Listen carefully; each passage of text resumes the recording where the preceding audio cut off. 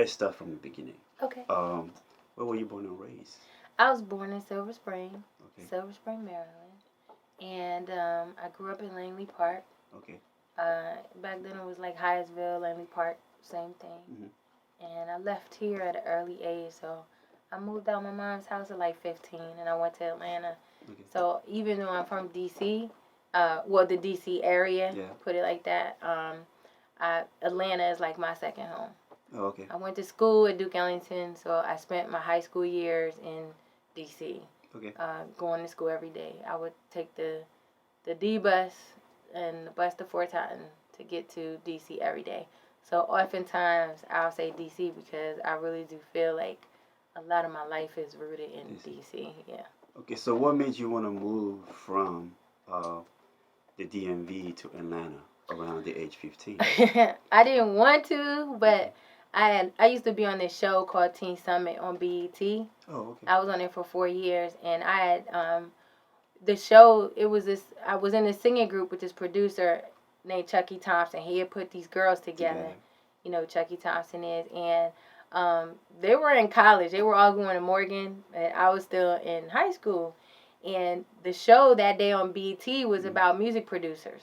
Okay. So Dallas Austin, Puffy, Marley Marl, they were all there, right? And we had, I had asked the producer of the show that day if I could not be on the show because my girls from the singer group were in the audience, and we were determined that we were gonna sing for one of those producers and make it. Oh, okay. And so we did, and they let. I had a friend tell Dallas Austin he had a phone call in Studio B, and we sat in there on the Video Soul couch and we sang, and he was like, "I love y'all," and that's how I got my first record deal. I was 15.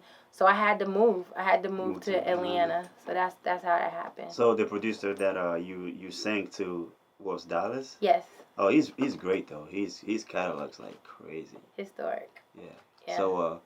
So as far as your family ethnicity or family background, right? Like what is that like for you? Like my dad is from the Ivory Coast. Okay. My mother's from Dayton, Ohio. So I grew up with, and my mother is a classically trained musician. Okay. My dad played the guitar. So both of my parents had musical backgrounds. And so yeah, I came up in a mixed environment. My parents split really early on. Okay. But, everybody knows that when you have an African parent, you have West African culture in you. Every day it's not going anywhere. And so, yeah, I was, and not to mention, like, I really wanted to still have him in my life at that time. So he was his culture definitely influenced everything that I'm doing right So you now. Must be speaking French. I want to write some songs in French. I want to sing some songs in French. Okay. I'm practicing so I could get more confident. Okay. I just listen to people and then I respond in English even though I understand. Yeah, it's kind of complicated because I'm from West Africa. Yeah. I do speak French and it's not as easy as English is, but you can pick it up. Or you can if you practice. It'll take time, but eventually you can get it. Right? Yeah. So as far as your family dynamic, right? How did that influence you? With your parents not being together?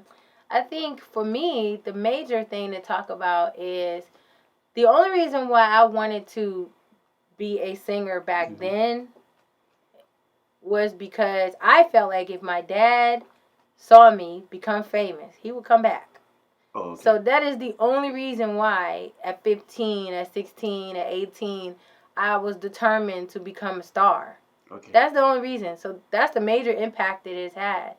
And I think, we probably talk about it later, but that's one of the main reasons why there's been this huge break and gap in my career from back then until now is because, I didn't, his leaving influenced me completely different. And that energy, that is the energy I used when, as a kid to like jump into the music industry. Oh, okay. So as far as like you said, the musical influence, like you said, both of your parents were involved with the music, right? Did anybody, like, are they still involved with the music, or it was something they were doing when you were, a little? My dad just basically played guitar and partied all the time. Oh, okay. He doesn't play anymore. I try to make him play, but he won't.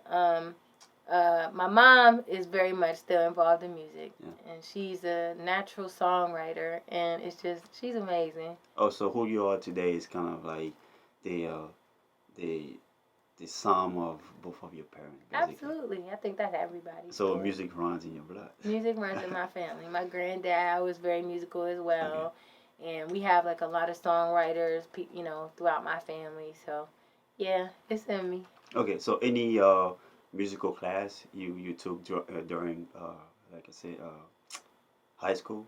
I went to Duke Ellington School of Arts, so I grew up in that environment, which is like fame. It was like, we went to school from 8:30 to 5:30 in the evening, so half the day was academics and the rest of the day was arts. Okay. So it was like you walk down the hallway of my school and it was quite frequently you see somebody with their leg up in the air, people in the hallway, practicing. It was like everything was music, know. So that's what I know. That's all I know.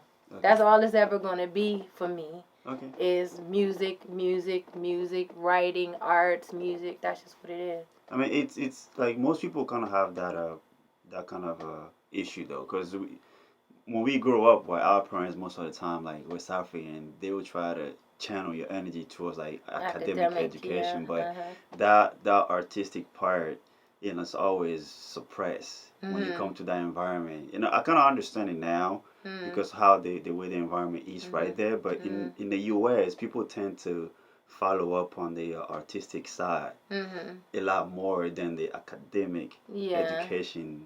So I kind of see the influence because here the entertainment business is bigger.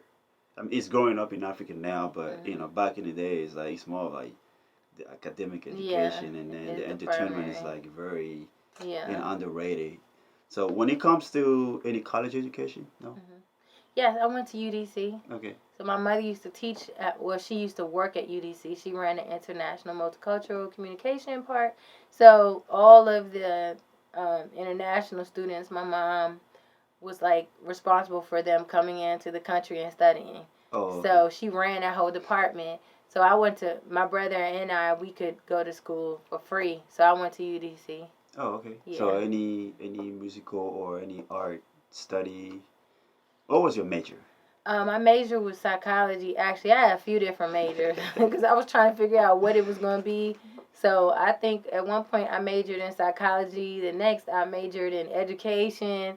I tried so many things. But I learned in college that I have like some learning disabilities that made it difficult for me to study. And college was not necessarily for me. Okay. It wasn't. I think you have to be groomed in order to be well in college. Yeah. And the fact that I left high school and the fact that I was sitting in elementary school and just writing songs in class all day, I was never groomed to be that academic and to study.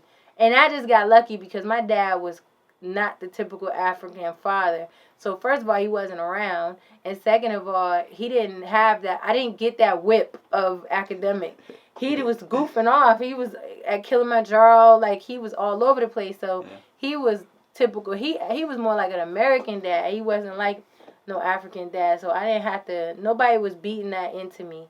Okay. It was just music. As far as your artist name itself, like how did you choose that? Well, I think early on in my career, I just went by Lizette TT because that's what everybody called me. But my career started so long ago that, I just felt like once I realized that there were completely different reasons that I wanted to sing. Okay. Now, it's different. I started working on my solo career, I would say in 2000, maybe 15, 14, I put out Leap.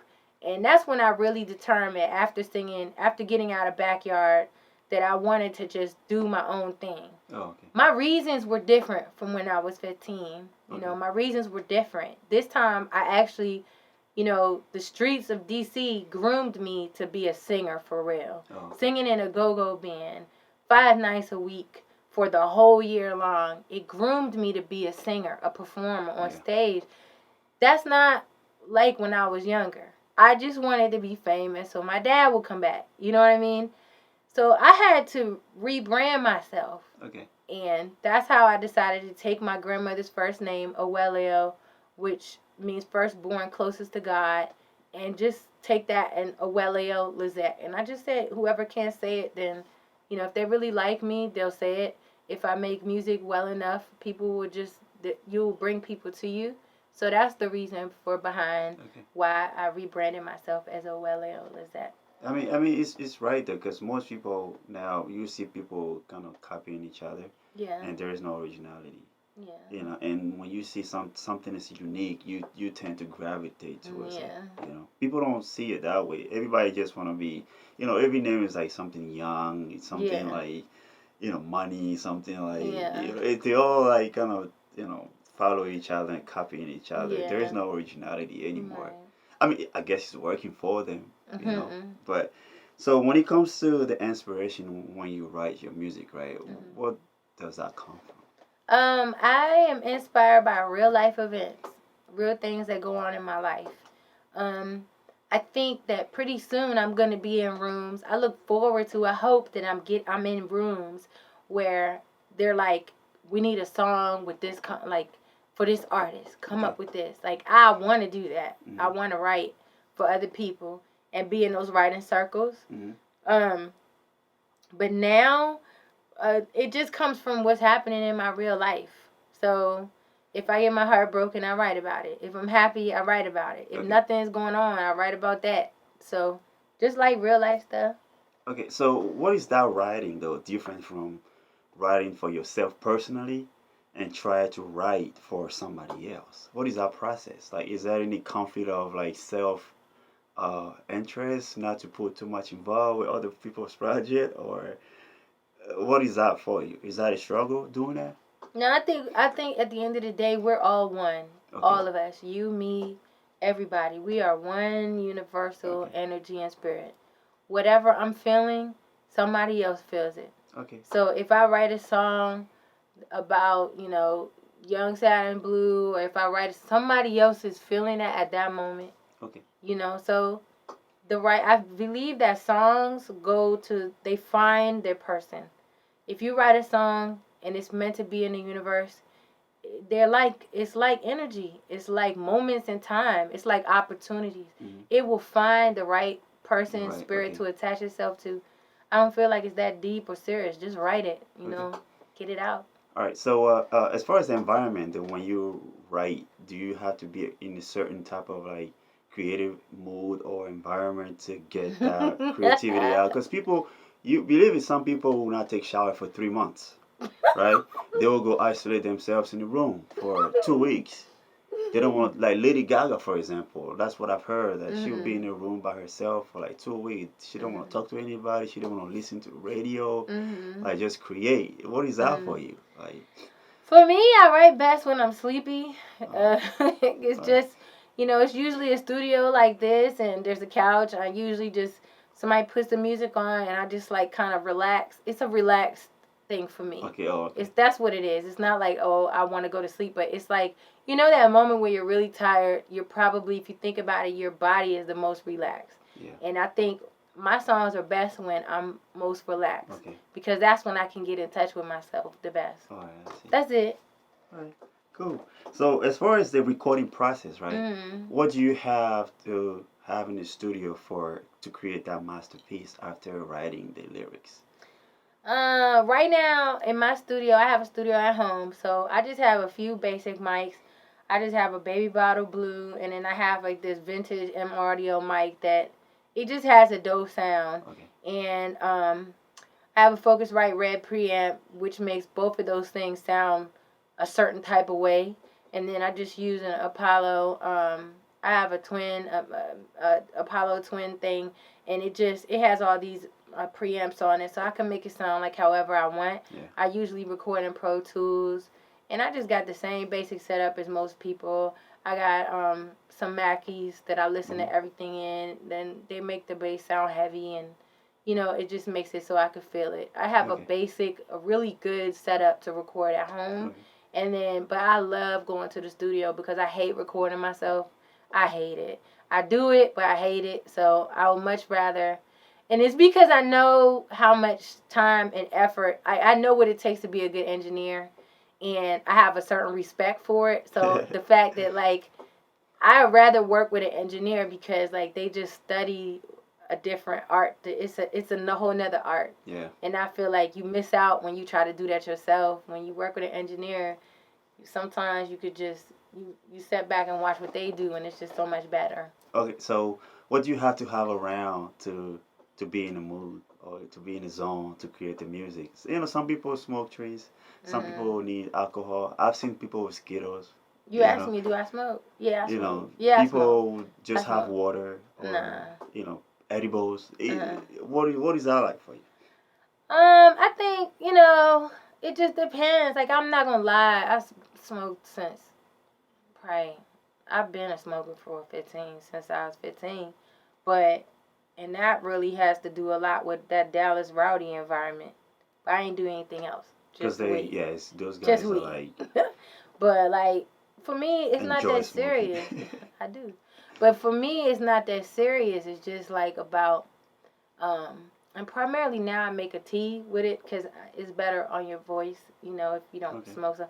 But, it's not that serious for me. It's honestly about what's going on. I got to have good energy around, good people around, good equipment. That's basically what I need. Okay.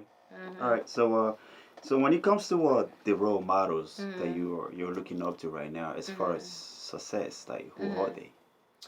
I've been channeling Karen Wheeler a lot. Like, I like a lot of old music. Old folks, okay, yeah. I like a lot of old.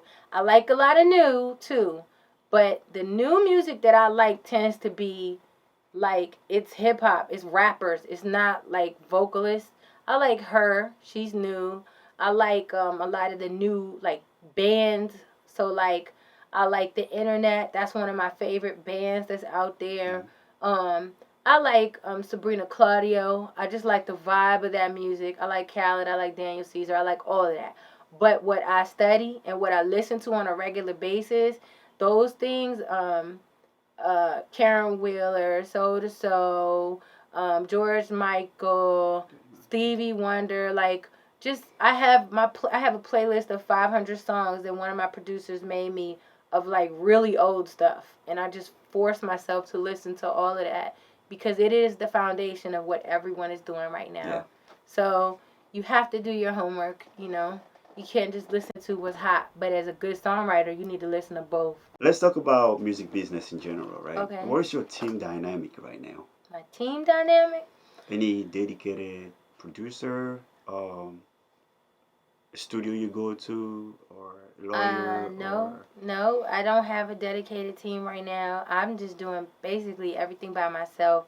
I do have a dedicated marketing team, and they're dope, and I love working with them. But other than that, I'm just trying to find it. I'm trying to find the right production, the right sound, and the right place to record outside of my house. Okay. So I'm still working on that part. Okay. As far as the legal team though, like any entertainment lawyer? I do. I have a few entertainment lawyers that I've had long-standing relationships with. Okay.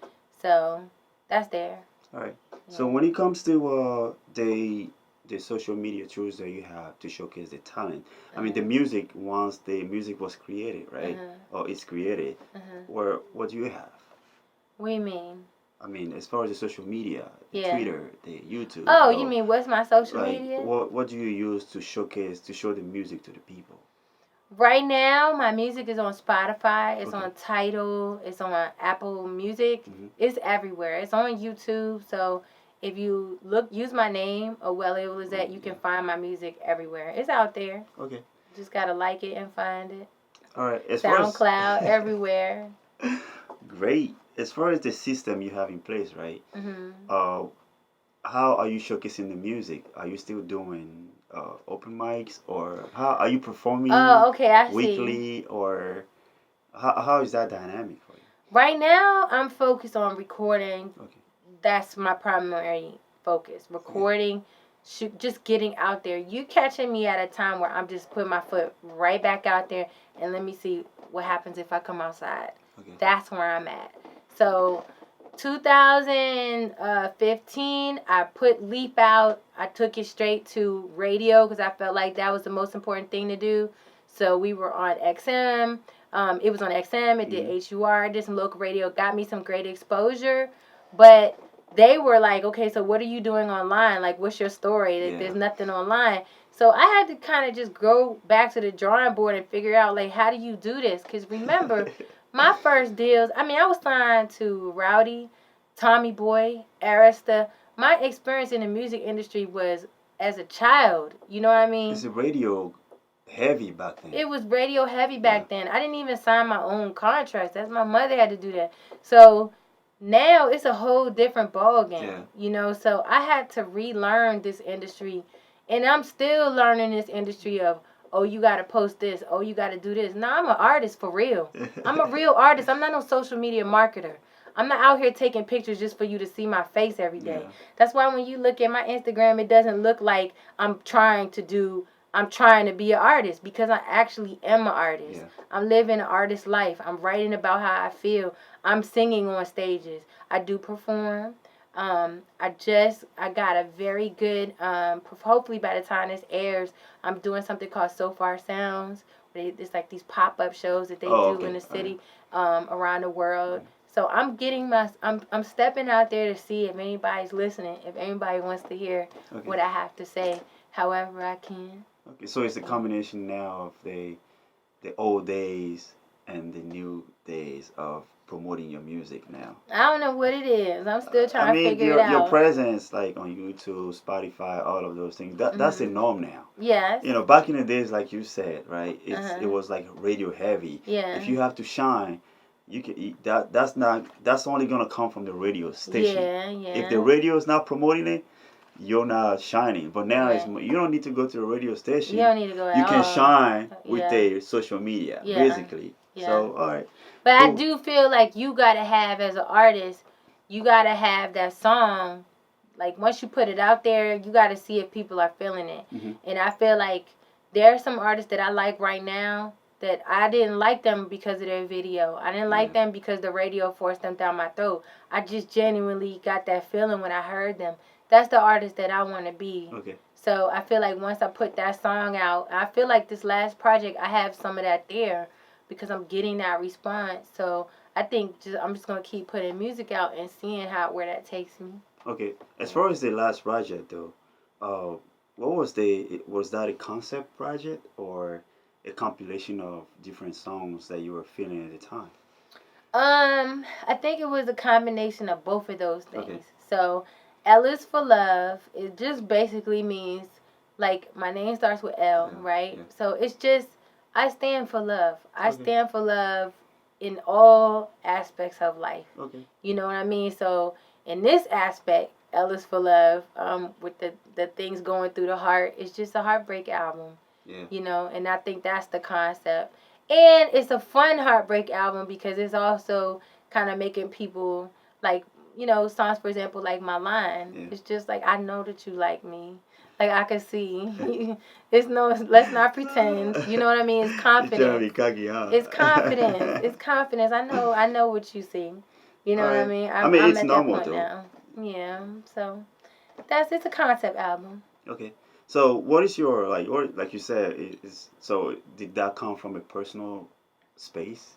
As far as, like, the love, the pain, maybe a breakup, maybe, or is that what you're trying to tell people through the lyrics? I Cant Cry is a song that I wrote a long time ago, actually, that I did not want to put out because I just felt like nobody's going to feel that song. Okay. But then, like we just talked about, confidence-wise, when I decided to do this for the right reasons, it was like people do like that song.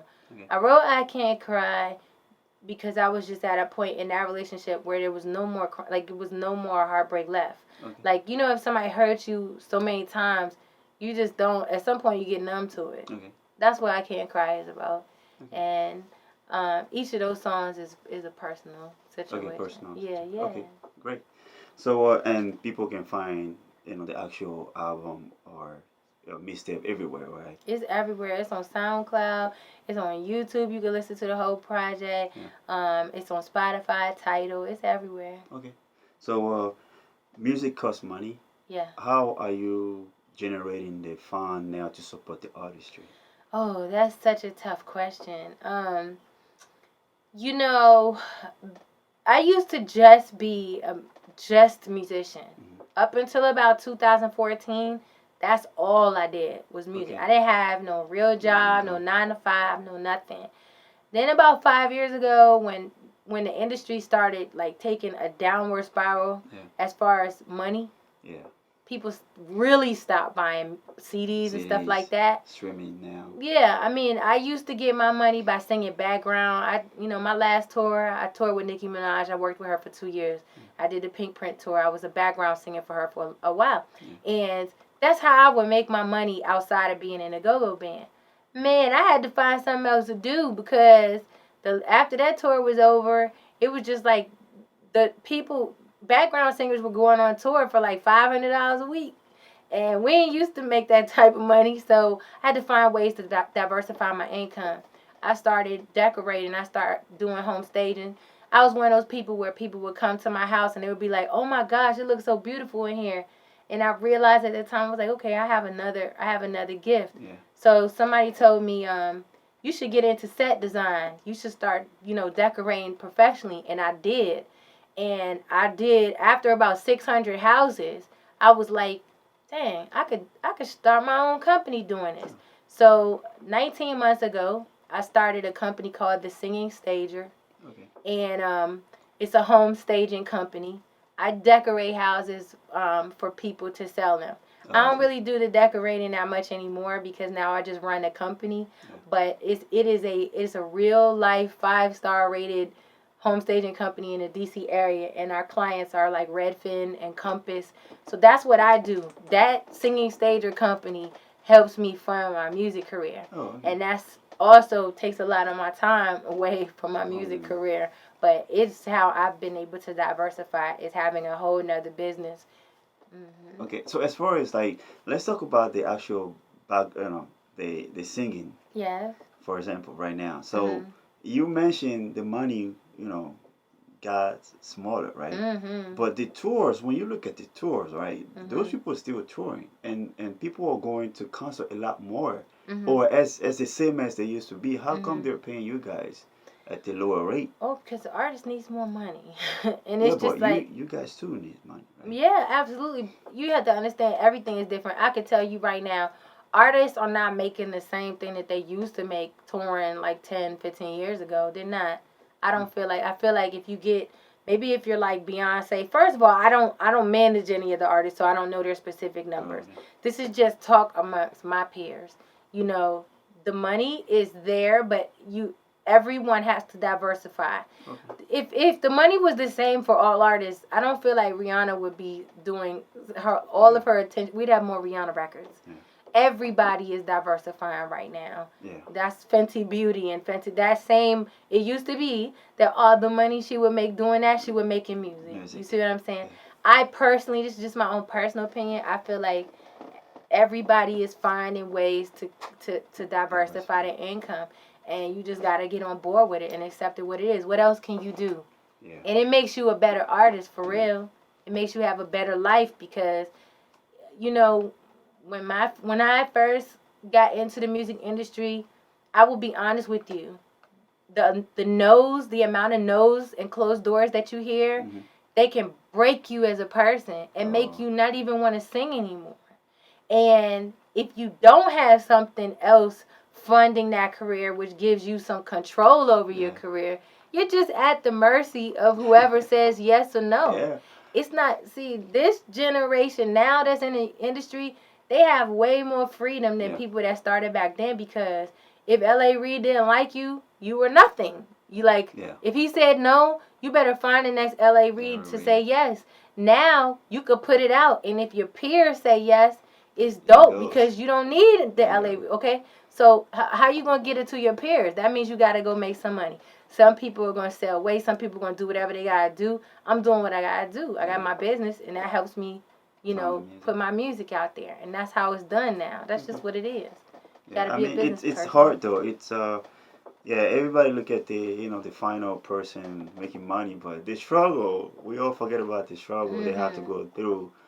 It's maybe somebody recognize your talent and they're willing to sponsor you, but even that too is not free. You're gonna have to pay them somehow later on, unless they're your family members, like your parents, and they're wealthy enough to sponsor that. But most of the time, you don't see it. That's like that. Most people have to go through the early read, and you better believe it, they're gonna take their cut too. That's right. At the end of it. So the money gotta come from somewhere. It's a business, right? After all. That's right. Let's get personal. We already have. Personal. Personally.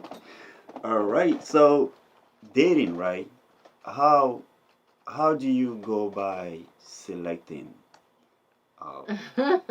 your that favorite person?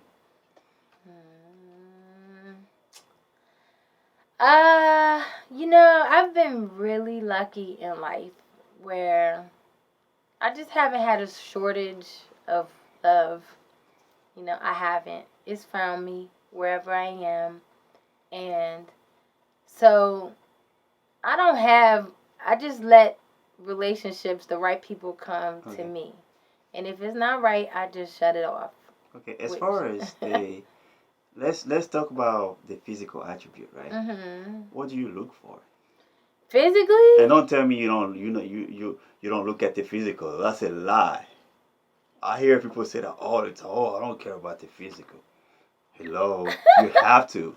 That's the first thing you have to vet for, right? And then you have to get past that and then focus on the more important stuff later on. But as the physical is the most important thing. What do you look for? Tall? Yeah, I usually in the past I've dated really tall guys. I used to have a thing about like 6 and above. That was my thing. I feel like you can find beauty in all types of people. So I feel like for me it's just like music. The person's look or their character or when they walk, their presence, it has to have an aura that attracts me. And I don't have like specifics of what that is. I think just when you mature, like when you get to know yourself better, you start to know that I need to be able to look at you every day and be like, damn, you are fine. Like I need to feel like that every day.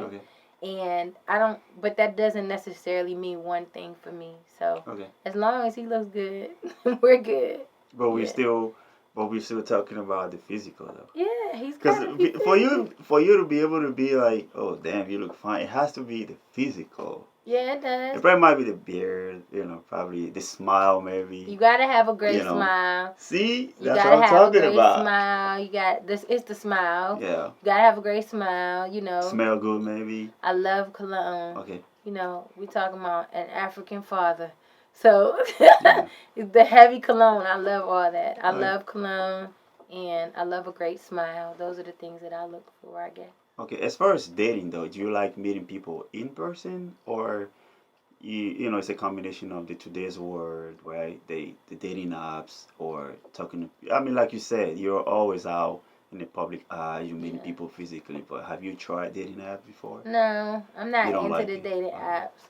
And I meet people in person. Okay. Yeah. I'm a face to face. I need to feel you. All right. That's just me. When it comes to the first date, right? What is the ideal first date ideas that you like? First date idea? Coffee shop? No, I'm not a coffee Why shop. Why not though? No. Why not? Cause I feel like if you've already met in person, you talked already, then sit down. If you meet somebody online on Tinder or whatever, then you probably meet at a coffee shop to see. Am I really attracted to you? Do you look like your picture? Is it that type of thing? Yeah. But I don't really meet people like that. I'm more of a one-on-one people. Okay. I'm out a lot. So when I do meet people, it's in the street or through somebody else that, knows. But right now I'm happy. Okay. And so I'm not like out there trying to meet people right now. After meeting the person though, how do you like your relationship to be? 50-50? The man gotta be dominant or, you're you gotta be the boss lady, or what is that for you? No, I feel like a woman should be a woman, man should be a man. So you like it kind of like complimentary. Yeah. All right, I because the don't see reason how I could why work any other way. you'll be surprised with the environment we are living now, right? Mm-hmm. I understand women are making money now, the women empowerment. So Mm-hmm. you kind of hear people talk about relationship needs to be egalitarian, right? 50-50, Mm-hmm. But like you said, we all got different views. So it's the reason why I ask people that kind of question to see what their stance. See, I'm not saying, people are wrong with their opinion, but I just try to see exactly, who they are as far as that side of their personality. I think you have some people, there's so many ways to approach dating and relationships or relationships. Some people would tell you, oh no, he has to pay everything. He needs to pay my bills. He needs to do that. I have already been in those situations, and I'm still in those situations, but that cost too. Okay? Yeah, it has to That be. cost you too. And if you're going to set out to date somebody that's going to pay all your bills but has no intention of marrying you, then that means something too. That's not necessarily the right way. If you and whoever you're in a relationship with, if y'all are grinding together, but he has the mentality of being a protector and a provider, then you're good. Especially if you know how to be a woman and just fall back, you're good. Um, so it's so many different ways. And then if you live in a city like we live in now, where your average rent is $2,500 a month, it's only a certain type of dude that's gonna be able to pay that rent for you. Either he's in the streets seriously and will, he's about to get some jail time. Somebody's watching him. That's the only, or he's the type of dude that's if you are living together and you're not married, you need to ask yourself, does he even have that intention? Yeah. So I think you can't. It's not. It's 2019. You gotta just have different ways of looking at things. You gotta grind together. You gotta grow together. Okay. That's how I feel. So on that note, though, do you consider yourself as being traditional? I have a lot of traditional ways because I think it works. All right. But I have a lot of non-traditional ways. I'm a business owner. Okay. So at the end of the day, I'm a boss, and I have to. I have a very very dominant, strong person at home that I have to dial that back for. Okay. So let's talk about marriage in general. Mm-hmm. What's your opinion on it? What's my opinion on marriage? I think people should wait until they're at least 40 to get married. Don't you think it's a little too pushed away? Mm-mm. I mean, for the women though, because I think might men not should have wait the till they're best 40. Breeding potential. Getting breeding potential. Yeah, because breeding is for dogs. No, I mean in like you mean I'm to have talking a in a baby? general sense, right? Yeah. As far as procreating and having the best genes, or not the best gene, but the best chances of. I mean, it's you asked me what I think about marriage. Yeah. We're not talking about necessarily having a child. I think you should wait until you're later in life to get married to people. Okay. That's what I think. At least 30. I say 40, but at least 30. Wait. That's how I feel. We have a lot of medical. Our society is advanced. You don't, and being from West Africa, you should know. Women have babies after 40 all the time. Okay. This is something that's new to people here in the United States. But I have aunts that have babies past 40. It's not unusual. And you're right. Yeah. But the environment is not the same. No. What they're eating is different. What they're eating is different, and you're right. But the babies don't come out bad. So sometimes, but sometimes here. But I feel like, you should wait because the society is not set up for you to be married for 40, 50 years anymore. Yeah. It's not necessarily the best thing. You have way too many influences that can break your marriage. Okay. And I just feel like your marriages have the best potential when the marriage is put off until you're way more mature. I think getting married in your 20s is asking for a lot of sacrifice that you might not necessarily need to do yet. You know, I feel like as a woman, you should travel and see the world, maybe have your own business. You should really live your life before you say, I'm going to have a child. Because you will be more for the child if you can bring the child that experience, Okay. That's what I think. All right. Everything we do, right, it's about our emotions. So let's talk about the negative emotion, how you handle that, right? What is your biggest fear in life right now? My biggest fear in life is that, well, first of all, I don't believe in speaking my fears like that because I feel like I'm putting energy on it. So I can't talk to you about my biggest fear because whatever it is, I just let it pass through me, and then I focus on what I feel like I want. That's the way I live my life. All right. So, how do you handle jealousy? Jealousy? Do you scream? I don't know if anybody's jealous of me, but I don't know why they would be. as far as that personal negative emotion that comes out of you around you, right? Oh, you mean me feeling jealous? Personally, how do you contain? How do I contain jealousy? That negative energy. I don't. It's natural though. Yeah, I don't contain it. I just scream. Express it. Okay. How? Yeah. If every emotion I feel it. Okay. I don't smoke it away. I mean, okay, I don't dull it. I'm trying to get to you to see exactly how you channel that energy. Like, do you write it, put it into your lyrics? Some people might go outside and scream, pull their hair, or go smoke weed. I don't know. If I'm jealous, I say it. Okay. I text it. Who the hell is that? Who is that on your page? Okay, as long as we talk it out, right? Yeah, as long as we talk it out. Are you a revengeful person? No. It doesn't serve me. Okay. It's not good. All right. That's a negative energy. And when you pull yourself back, when somebody hurts you or wrongs you, if you pull yourself back and you just observe, I have a button in my head. And when somebody hurts me or wrongs me and I know I didn't do anything to deserve it, I push the button. And the button, I go into observation mode. Okay. In observation mode, I just watch them. I watch their life. Like I step outside of myself. I watch their life. And 9 out of 10, something happens to that person that I could have done the same thing. Like I could have wronged you out of revenge, but they always get it back. If you just let something else take care of those things. When you try to hurt somebody, you are putting hurtful energy out there. It will come back to you. Okay. Something will hurt you. So I don't do it. So you believe in karma? I believe in karma. Yes.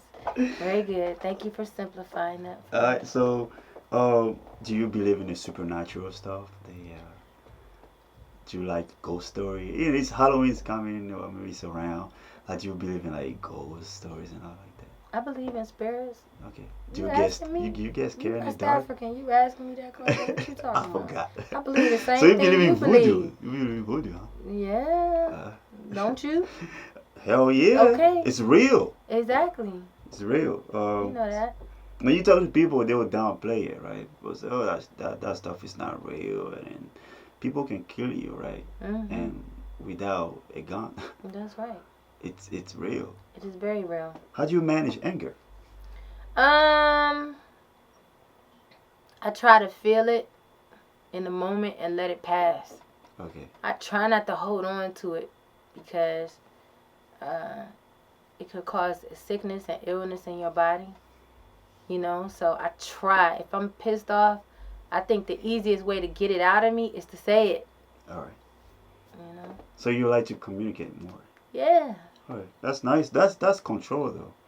Most people tend to get physical. You know, it's a learning thing. How have you managed to control those kind of negative emotion by just like take a step back and just talk? Some people go from 0 to 100 and physical right away. Like, what have you done to get to that point? Meditation, maybe? Meditation. Okay. Definitely doing spiritual work inside of me. Okay. All right. And then when you have a life full of letdowns and pain, you have to figure out a way to survive that. Okay. You can't just keep blowing up or acting out, like, because you will die. Like, right. You'll be a miserable person. Okay. So for me, I just feel like if somebody makes me mad, I just tell them. Right. Like, why did you do that? Like, why would you do that? I communicate first. Let's talk about the positive stuff. You know, Mm-hmm. Do you believe in love? I believe in love. L is for love. Okay, what is true love for you? True love? True love is a love that never stops. Okay. So, even if it's over, so it keeps coming. It's still there. You still love the person. Okay. Even if you move on and you're with somebody else, you still love the person. Okay. That is true love. True love is also not necessarily both-sided, double-sided. You can truly love someone else that might not truly love you. Okay. So what you have for that person might actually be unconditional true love. What they have for you might not be true love. So, and true love is not necessarily one person in your life. You can have that true love for a lot of things and a lot of people. Okay. It just depends.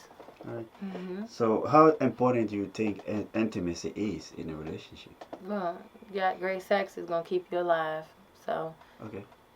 It is what it is. You'll be surprised if some people will say it's not the most important thing. I hear it all the time, but I don't know those people. No, you'll be surprised. And my answer to them always be like, if that part is not present, it feels as we're having the same relation as far as like the relation we have with our parents, our brothers, and right, it's strictly platonic, or it's love, but it's some like paternal or maternal love or family love type of love, right? Without the intimacy, that's how I see it. But people will say, oh, it's not everything, right? It's all about what's in here. Nope. Not for you and I, anyway. So, are you a hopeful person? Yeah, I think you have to be very optimistic. So, how do you keep that spirit up? What do you do? Pray. Okay. See what you want. Like, you know how they have a saying that says, seeing is believing? Affirmation. Yeah, affirmation. Right. So, I basically believe it before I can see it. Okay. I don't see it to believe it. I believe it before I can see it. Okay. Are you a person of faith? Yeah, definitely. Okay. So, what is your greatest desire right now? To be heard all over the world. Okay. So, if I pretend to be God and I ask you one thing right now, what would you say? A hit record. You want to be famous? Okay. All right. That's what you need. So I can be heard all over the world. All right. That makes sense. I want to be a hit singer-songwriter so I can be heard all over the world, because I know that I have been given a gift that can help bless people. Okay. Are you an optimistic person? Yeah, every day. Okay. So, again, how do you keep that spirit up? It's in me. Okay. When you have so many letdowns and then you get close to your goals and you know, oh, wow, this can happen. Okay. Now, there are some parts in my life where I don't know how I'm going to make it work. But I just know that you could do whatever you want. Okay. Like, you can be whatever you want. So have you ever felt like stopping? Oh my gosh, yes. Okay, all right. Yeah, I think you have to. At some point, you have to stop and regroup and and you can't be afraid of stopping. You can't feel like people are going to say, well, you better try now because your time will go and come and you won't have another chance. Who the hell are you? You don't make opportunities for people. People make opportunities for themselves. If you are great and you have a light and it's bright, you can shine. Yeah. It just really depends on you. My destiny is not determined by other people's opportunities for me. Okay. It's not. All right. So how big is loyalty for you? Loyalty? Yeah. It depends. If you're talking about in business, there is none. If you're talking about in relationships, that's very important. Okay. Yeah. So let's talk about money now. Mm-hmm. So you're an entrepreneur, right? Yes. So growing up, what did your parents teach you about money? Nothing. And then how did you get your education as far as the financial education? Trial and error. Screwing up. No formal schooling. Screwing up. Making huge mistakes. Right. Blowing lots of money and looking back and being like, oh my God, I should have invested. I should have bought that apartment in DuPont. When I had $150,000 in my account, I should have paid $89,000 cash for that apartment in DuPont Circle, because 10 years later, it would be worth $2 million. Like, and looking back and saying, damn, how can I not make that mistake again? Just trial and error. Not everybody has the opportunity to get that education. And so if you realize you're one of those people that didn't have the opportunity, teach yourself, figure it out. So was that a mistake or a lack of the information you didn't have? It was both. It was a lack of information. And because I didn't have the information, I made a huge mistake. I'll never make that mistake again. Okay, so what are you doing currently towards your financial education? I started a business. Okay. That's been the main thing. You know, having to handle a payroll, having to, you know, I have 23 different bills that have to be paid every month, and they mostly happen on 15 different days. Yeah. So I have my hands full, like extremely full, and you step out there. That's the main thing. If you want to be good at something, you have to step out there and don't be afraid to fail. Yeah. Because every time you fail, you get better if you're smart. I think I'm smart. So basically, you have to be a student, though. You got to be a student. Okay. So throughout that education process, though, I'm trying to see, trying to educate people as far as, have you read any book? Have you listened to any motivational speaker? Like any favorite author about money? I can't remember the author, but there's a book called Success is a Choice. Okay. And it's by this guy who is he's a coach. He's like a basketball coach. And what is the name of this book? I can't remember the name of the name of the author, but it's one of my favorite books. Success is a Choice. Success is a Choice. I'll look it up. Yeah, look it up. It's a dope book. It's basically, he's a coach, and he uses all the skills that he used to coach some of the best teams in the league, and he puts that in a book to help you prepare yourself for who you want to be. As far as you being an entrepreneur, though, because we all know at the end, like most entrepreneurs, as you see out there, you know, tend to be philanthropists too. Like, are you planning to be involved with philanthropy, and what will it be? It will definitely be something related to the continent. So once I get to the point where I'm very comfortable here, I definitely want to buy a second home in Ivory Coast or somewhere on the west side of West Africa, and I want to. You know, people go to the continent with the intention of bringing stuff there, but I know there's a lot that I still need to learn, you know, before you just go and try to throw your money. It's a lot, you know, but I would like to, some way, somehow, use my philanthropy opportunities in Africa. In Africa. Yeah. Maybe building school for something, you know, hospital. Yeah, schools, hospitals. It's needed, though. It's a lot of work that needs to be done. I like what I Cant is doing. Yes, you know, electricity to people and building houses, but it takes money, you know, and you can't think about philanthropy without making the money first. Right? That's right. When people talk about it, it'll be like, no, make sure you make the money first. That's right. And when you make the money, then you can help people. That's you can't help people without being broke, right? That's right. It doesn't make no sense. I mean, you can do it by giving a homeless person $20 and all of that. But on a bigger scale, you need bigger money. Newhart is a song that's on my project. It's like the last song on the project, and I'll sing a little bit of that. It goes, hit the jackpot, 1 million, go around the world, come back again.